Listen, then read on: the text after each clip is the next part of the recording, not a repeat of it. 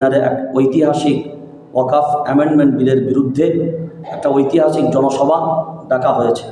আমরা পশ্চিমবঙ্গ রাজ্য জামিয়াতুল আইম্মা ওয়াল উলামার পক্ষ থেকে জানাই, যারা আহ্বান করেছেন তাদের মধ্যে আমরাও একজন ক্ষুদ্রভাবে কর্মী হিসাবে কাজ করছি।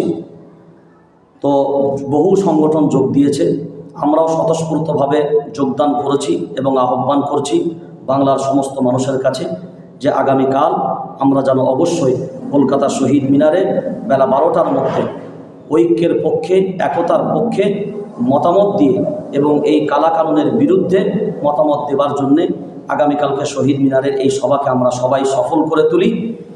যে যেখান থেকে শুনছেন সবাই যেন আগামীকালকের এই সভাকে সফল করি। জামিয়াতুল আইম্মা ওয়াল উলামা পশ্চিমবঙ্গের পক্ষ থেকে আপনাদের সকলের কাছে আমরা এই আহ্বান করি। আমি শেখ সিদ্দিকুল্লাহ আপনাদের